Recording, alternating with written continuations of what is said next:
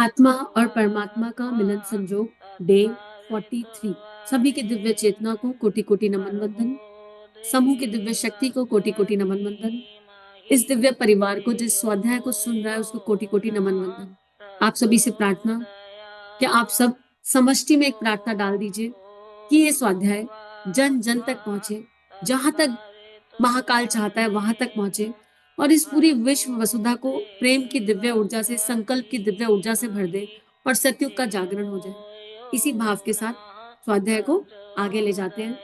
पिछले स्वाध्याय में गुरुदेव ने बहुत खूबसूरती से, बहुत सुंदर तरीके से समझाया कि ईश्वर प्राप्ति की अध्यात्म की आवश्यकता ही क्यों है और अध्यात्म का मूल प्रयोजन क्या है। अध्यात्म का मूल प्रयोजन है ललक, भगवान के प्रति वो ललक उठ जाए, पुकार के प्रति ललक उठ जाए, दैवीय गुणों के प्रति ललक उठ जाए, और वो ललक पुकार में बदल जाती है और फिर अपने आप अश्रु आते हैं और बस परमात्मा।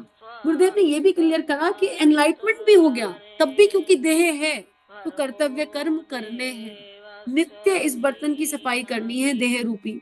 और गुरुदेव ने उपासना की वैल्यू को बताया कि आप कितना भी लोक मंगल में हो, आप कितना भी दैव्य काम कर रहे हो, आत्म परिष्कार के लिए निरंतर उपासना करनी है, क्योंकि उपासना के माध्यम से हम भगवान के प्राण को भीतर धारण करते हैं। एसी के नीचे बैठकर ही एसी की हवा आती है ना। तो उपासना वो एक दिव्य पल है जीवन का। उपासना जीवन का वो दिव्य समय है जब हम अपने इष्ट का चिंतन कर रहे होते हैं, उनसे बातें कर रहे होते हैं और उनके दिव्य गुणों के बारे में सोच रहे होते हैं और उनसे पुकार कर रहे होते हैं। वो अपने आप अनुभव होने लगेगा, वो अपने आप घटित होने लगेगा जब करेंगे। जब मंत्र सब छूट जाता है, जब भगवान साथ बैठ के बात बनाता है, और उसमें बड़ा आनंद आता है कि उनकी बातें ऐसी होती है जो आत्मा का परिष्कार, आत्मा की जागृति अपने आप कर देती है, क्षण क्षण में कर देती है। ये स्वाध्याय क्या है? ये भी परमात्मा का संवाद ही तो है हमसे। कोई है जो हम सबको बैठकर मिलकर पढ़ा रहा है। वो दैवीय शक्तियां जो आपको दिखाई नहीं दे रही हैं, लेकिन इस समय 20 लोग मेरे साथ बैठे हैं और ग्रुप पे बैठकर जप कर रहे हैं। ये क्या है? सबके भीतर का परमात्मा जागृत है और ऐसा लगता है हर किसी के भीतर से गुरुदेव मुस्कुरा रहे हैं और जप की ऊर्जा भेज रहे हैं और बोल रहे हैं तेरे देह इसी काम के लिए, चल कर जल पढ़ पढ़, मैं पढ़ना हूँ तेरे अंदर से। वो एक एनर्जी रेडिएट हो रही है। तो इस समष्टि को बहुत बहुत प्रणाम, बहुत बहुत धन्यवाद। और आइए स्वाध्याय करते हैं आगे। गुरुदेव कितना सुंदर समझा रहे हैं। गुरुदेव कह रहे हैं साधना का प्रयोजन और परिणाम। साधना क्यों करनी है और उसका रिजल्ट क्या है, परिणाम क्या है। साधना का उद्देश्य किसी के सामने गिड़गिड़ाना, झोली पसारना या नाक नगड़ना नहीं है, याचना नहीं है, लॉलीपॉप टॉफी नहीं मांगनी है। दीनता ना तो आत्मा को शोभनीय है ना परमात्मा को प्रिय है। परमात्मा ना खुशामद का भूखा है और ना उसे प्रशंसा की आवश्यकता है। उसकी महानता अपने आप में अपनी प्रशंसा है। मनुष्य की वाणी ना उसमें कुछ वृद्धि कर सकती है और ना कमी। अपने ही बालक के मुख से प्रशंसा कराना किसी मनुष्य को भी अच्छा नहीं लगता। फिर परमात्मा जैसे महान के लिए तो उसमें क्या ही आकर्षण होगा। प्रशंसा करके किसी से कुछ प्राप्त करने का प्रयत्न ओछे दर्जे का कृत्य माना जाता है। प्रशंसा करके किसी से कुछ प्राप्त करने का प्रयत्न ओछे दर्जे का कृत्य माना जाता है। बहुत महत्वपूर्ण लाइन है। क्यों महत्वपूर्ण है? जब हमको किसी से कोई स्वार्थ साधना होता है ना, तो मन में उसके लिए कितना भी कड़वा हो, ऊपर से बड़ी मीठी मीठी बातें बोलते हैं। ये संसार की वृत्ति है, आप तो ऐसे, आप तो वैसे, जिससे अपना उल्लू सीधा हो जाए। ठीक है, ये संसार में चल जाएगी वृत्ति, लेकिन क्या भगवान के सामने बैठ के चल जाएगी? भगवान आप तो दिव्य हैं, आप तो ऐसे हैं, हम आपकी तारीफों के पुल बांध देंगे और फिर आप हमको वो दे दो जो हमको चाहिए। ऐसे तो सारे आतंकवादी 2004-5 घंटे बैठे भगवान के सामने और मांगे, और फिर भगवान उनको आतंक के सारे साधन दे दे, फैलाओ आतंक। संभव है क्या? बिल्कुल संभव नहीं है। संसार में ये चल जाएगा, क्योंकि संसार में हम लोगों की प्रॉब्लम क्या है? एप्रिसिएशन और मोटिवेशन पे बात कर लेते हैं 2 मिनट। गुरुदेव यही समझा रहे हैं, और यहाँ समझ में आ गई ना ये बात, तो भगवान से भी नहीं मांगेंगे। हमारे जो दैवीय कर्म है, जब हम कुछ अच्छा करते हैं ना, तो हम एप्रिसिएशन चाहने लगते हैं उसका। जरा सा कुछ अच्छा करते हैं उसका एप्रिसिएशन चाहने लगते हैं, और वो एप्रिसिएशन हमारे मोटिवेशन का कारण बन जाता है। पर ये एप्रिसिएशन और मोटिवेशन दोनों बाहर से आ रहे हैं, और जो चीज बाहर से आ रही है, अंतर्मन से नहीं आ रही, वो लॉन्ग टर्म नहीं जा सकती। जैसे एग्जाम्पल, आपने खाना बनाया, रोज बनाते हैं, नियम से बनाते हैं, अच्छा बनाते हैं।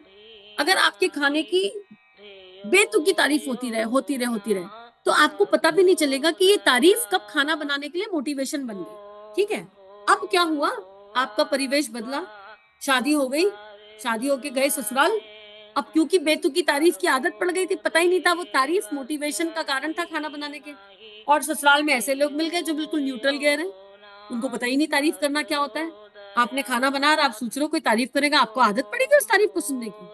भयानक वाली बनी हुई है, बचपन से बड़ी हुई है, संस्कार पड़ा हुआ है, कोई तारीफ ही नहीं कर रहा, अंदर रूम में बैठ के अश्रु गिर रहे हैं, मोटिवेशन ही खत्म हो गया खाना बनाने का, कर्तव्य कर्म से विमुख हो गए। अरे कर्तव्य कर्म है, बनाना है, कर्तव्य कर्म से विमुख हो गए, लड़ाई झगड़े हो गए, अरे यार कितना भी कर लो इनके लिए तो जरा सी तारीफ ही नहीं निकलती किसी की, तो लॉन्ग टर्म नहीं चला ना।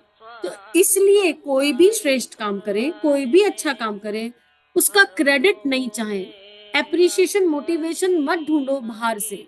अगर मिल भी गया ना तो वो आपकी आत्मा को खोखला कर रहा है, अगर मिल भी जाए तो उसे भगवान के चरणों में चढ़ा दो। एप्रिसिएशन मोटिवेशन में सम, बिल्कुल यही लाइन लिखी थी, परमात्मा ना खुशामद का भूखा है और ना प्रशंसा की उसे आवश्यकता है। तो अगर आप कोई अच्छा काम करोगे, देखो फूल खिलेगा तो खुशबू फैलेगी, तो उस फूल की तारीफ अपने आप होगी। लेकिन अगर वो फूल उस तारीफ को सुनकर कुप्पा हो जाए ना, तो फूल फूल नहीं रह जाएगा। तो ऐसा नहीं है कि इस यात्रा पर चलेंगे तो एप्रिसिएशन मोटिवेशन आएंगे नहीं। आप अगर किसी को कुछ दैवीय आपके माध्यम से भगवान ने दिया है, तो देह तो दिख ही रही है ना, आपकी देह दिख रही है, तो उस देह के लिए बहुत सारे एप्रिसिएशन आएंगे, मोटिवेशन आएंगे, बहुत सारा प्यार आएगा। उस समय अगर अहंकार आ गया और मैं कर रहा हूं का भाव आ गया, तो गाड़ी गड़बड़ा जाएगी। इदम श्री सद्गुरुवे नमः के भाव के साथ तुरंत उसे परमात्मा के चरणों में समर्पित अर्पित कर दो। और अगर कहीं लोकेशना का संस्कार है, बहुत बड़ी ऐशना है अंदर, तो फिर ये जो प्रेम आ रहा है, ये जो तारीफें आ रही है ना, ये काम करने के केंद्र में मूल बन जाएंगी, गुरु कार्य का भी मूल बन जाती है कई बार। और अगर गुरु कार्य का मूल लोकेशना है, गुरु कार्य का मूल लोगों से मिली हुई तारीफ है, गुरु कार्य का मूल क्रेडिट लेने की भावना है, तो वो गुरु कार्य नहीं हो रहा है, वो अहंकार को पोषण हो रहा है। गुरुदेव ने अभी 8-10 दिन पहले के स्वाध्याय में समझाया था, नाली में गंगा जल डालने का कोई महत्व नहीं है। तो तुमने अनुष्ठान साधनाएं कर ली, लोगों को खूब सारा ज्ञान दे दिया, पर उसके मूल भाव में अगर केवल परमात्मा के लिए पुकार नहीं है, गुरु कार्य करने की ललक नहीं है आकर्ता भाव से, और लोकेशना है, तो वो गुरु कार्य नहीं बन सकता। लेकिन क्योंकि यहाँ हम भगवान का काम कर रहे हैं और वो भगवान दयालु कृपालु है, तो वो रास्ता दिखाएगा, नॉक नॉक करके समझाएगा, बेटा गलत जा रहे हो, आ जाओ सही दिशा में चलते हैं। यही आप संसार का कोई काम कर रहे होगे तो गाड़ी गड़बड़ा जाएगी, आपको पता ही नहीं चलेगा कि आपका अहंकार ईगो कब पोषित हो गया, पता ही नहीं चलेगा, अनजाने में पोषित हो जाएगा। ऐसे ही बचपन में बहुत सारे संस्कार सोशल फोल्डर से पोषित हो गए होंगे, उनकी चेकिंग करने की बहुत आवश्यकता है कि कौन कौन से संस्कार माता पिता ने, दादा दादी ने, नाना नानी ने प्यार प्यार में पोषित कर दिए, तारीफ कर करके हमको पता ही नहीं चला। और आज भी हम वो काम करते हैं, तो उसके मूल में कहीं ये होता है, तारीफ मिलेगी, मोटिवेशन मिलेगा, अच्छा काम कर रहे हैं। मान लो नोट्स बना रहे हैं स्वाध्याय के, कितने लोग स्वाध्याय के नोट्स बनाते हैं, ठीक है। अब अगर आपके नोट्स के पीछे मूल भाव ये हो ना कि लोग इसे पढ़े, तब भी बात समझ में आती है, एक अच्छी इंटेंशन है, नहीं पढ़ के रिस्पॉन्ड भी करे, हाय हाय कितना अच्छा करा, है कितना अच्छा लिखा। तो और अगर आपको वो नहीं मिलेगा, तो आप लंबे समय तक नोट्स भी नहीं बना, क्योंकि आपका जो कोर था काम करने के पीछे का, जो कारण था, वो आउटसाइड था। और वही अगर भीतर से आए, अरे यार हम अपने लिए बना रहे हैं, हम अपने लिए कर रहे हैं, हमारी आत्मा के परिष्कार के लिए कर रहे हैं, इस नोट्स से किसी को लाभ हो गया तो गुरु की लीला, तो आपको चाह ही नहीं रहे, तो ये कॉन्टिन्यूस बना रहेगा, नॉन स्टॉप बना रहेगा। तो गुरुदेव इसको बहुत दिव्यता से समझा रहे हैं कि प्रशंसा करके कुछ प्राप्त करने का प्रयत्न ओछे दर्जे का कृत्य है। और यकीन मानो ये जांच कोई नहीं कर सकता, इस कॉपी की जांच आसपास वाला नहीं कर सकता, इस कॉपी की जांच हमको स्वयं खुद करनी है कि हम क्या कर रहे हैं, हम क्यों कर रहे हैं, उसके पीछे का मूल भाव क्या है। जब कोई तारीफ करता है तो हमारे हृदय चक्र पर क्या तरंगे आती है, आहा आहा आहा हो जाता है, या हम सम बने रहते हैं। और कोई बुराई कर रहा है तो हम लो हो जा रहे हैं क्या, बुराई भी मिलेंगी, हमेशा तारीफ थोड़ा मिलेंगी। अगर अच्छाई से खुश और बुराई से लो हो रहे हो, तो गाड़ी एकदम गड़बड़ दिशा में जा रही है, इसको ठीक कर लेने की आवश्यकता है। आगे गुरुदेव लिख रहे हैं, उस चुंगल में ओछे लोग ही फंसते हैं और उसे करने के लिए ओछापन ही तैयार होता है। खुशामद व चापलूसी का गोरख धंधा उन्हें पसंद आता है, जो वस्तुतः प्रशंसा के पात्र ही नहीं है। ये किसे पसंद आता है, जिनकी जो प्रशंसा के पात्र ही नहीं है। वे अपने चापलूसों के मुंह से अपनी बड़ाई सुनकर खुशी मना लेते हैं, असली ना मिलने पर उस आवश्यकता को नकलियों से पूरा कर लेते हैं। असली तारीफ अलग होती है, नकली तारीफ अलग होती है भाई। कुछ ऐसे भी लोग होंगे आपके आसपास जो अपना उल्लू सीधा करने के लिए आपकी तारीफें करते रहेंगे, क्योंकि आप तारीफ कर जाते हो, कोई आपकी तारीफ करता है, आप खुश हो जाते हो, खुश हो जाते हो तो उसे खूब समय देते हो। समय क्या, कुछ लोगों के पास जो होगा वो दे देंगे, अरे ये तो बहुत तारीफ करता है, इसको तो ऐसा भी दे दो, वैसा भी दे दो, श्री भी दे देंगे। तो पता नहीं क्या क्या दे देंगे, क्योंकि तारीफ सुनना बड़ा अच्छा लग रहा है और वो आत्मा चली गई तो हमारे अहंकार को पोषण कौन देगा। तो हम नकली तारीफों से भी अपने आप को खुश कर लेते हैं। असली तो असली, ये इतना बड़ा विकृति है ये एक तरह की। लोगों से तारीफ ढूंढना, प्रशंसा ढूंढना, मोटिवेशन ढूंढना, एप्रिसिएशन ढूंढना, ये विकृति में कन्वर्ट हो जाता है, क्योंकि इसके मूल भाग में लोकेशना है। आवश्यकता को नकलियों से पूरा कर लेते हैं। भक्त और भगवान के बीच यही खुशामद चापलूसी का धंधा चले तो फिर समझना चाहिए दोनों की गरिमा गिर गई। अब इसी को भगवान के साथ लगा लो। संसार में तो वृत्ति चली रही है, जब हम भगवान के साथ बैठते हैं तो इसी वृत्ति के साथ काम करते हैं। अरे भगवान क्यों तारीफ करेगा यार, और जब आवश्यकता होगी तो करेगा, जब आवश्यकता होगी तो करेगा। और भगवान की दी हुई तारीफ शब्दों से नहीं आएगी। लेकिन एक विकार चला गया तो भगवान की कृपा से हटा। क्या ये भगवान ने तारीफ नहीं करी, बेटा तुमने अभ्यास प्रयास किया, तुम्हारा विकार ले गए हम। ये है भगवान की दी हुई तारीफ। आप देखो आपकी वृत्तियां कितनी कम हो गई, प्रवर्त मन कितना क्षय हुआ, आध्यात्मिक मन कितना जागृत हुआ। अगर मन आध्यात्मिक मन जागृत होने लगा तो ये भगवान की दी हुई तारीफ है। भगवान तारीफ किस तरह करेगा? भगवान की तारीफ जब आत्मा का प्रकाश जागृत होता जा रहा है, होता जा रहा है, हर दिन हम ये अनुभव कर पा रहे हैं कि हम पहले से बेटर हैं, तो समझ लो भगवान तारीफ कर रहे हैं। हर दिन सोने से पहले analysis, am I a better person than yesterday than today? क्या मेरे अंदर कुछ एक नया तत्व आज गया जो जाने योग्य है, जो मानव में मानवता है ये बताता है? अगर वो है तो समझो भगवान हाथ पकड़ के चला रहा है, क्योंकि कृपा के बिना संभव नहीं है। मूल में, सब खेल के मूल में कृपा चल रही है, ये हम अच्छे से जान ले और मान ले। दूसरा, इस पैराग्राफ में एक बहुत इंपॉर्टेंट चीज आई थी, हीन भावना भगवान को पसंद नहीं है, दीनता और हीनता नहीं। आप इमेजिन करो आपकी संतान हर समय रोती कलपती रहे, मुझसे पढ़ाई नहीं हो रही, मैं बहुत प्रयास कर रहा हूँ, कर रही हूँ, नहीं हो पा रहा, हार गया, रोना आए जा रहा है, ऐसा हो रहा है, वैसा हो रहा है। एक समय तक माता पिता सपोर्ट करेंगे, गले लगाएंगे, पर उसके बाद माता पिता के लिए वो त्रासदी बन जाएगा। माता पिता परेशान हो जाएंगे, क्या करें, पढ़ने बैठते से ही रोने लगता है, कोई भी काम करने बैठो करवाओ तो रोने लगता है, जरा सा से चोट के लिए रोने लगता है, इसकी भीतर की शक्ति ही नहीं जागृत हो रही। उस समय माता पिता चाहेंगे कि संतान के भीतर की शक्ति जागृत हो जाए। तो ऐसे ही अगर हम दीनहीन बने रहें और दीनहीन बन के रोते ही कलपते रहें भगवान के सामने, बहुत कष्ट होता है भगवान को, बहुत दर्द होता है उस भगवान को, क्योंकि वो माता पिता ही तो है। कौन माता पिता ये चाहेंगे कि उनकी संतान दीनहीन बनी रहे?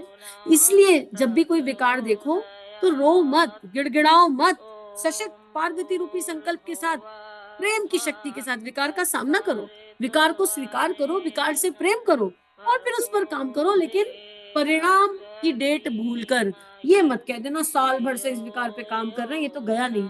अगर ये शब्द मुंह में आ रहे हैं, अंतःकरण में आ रहे हैं, तो पीछे पलट के देख लेना उस विकार को पाला कितने साल था।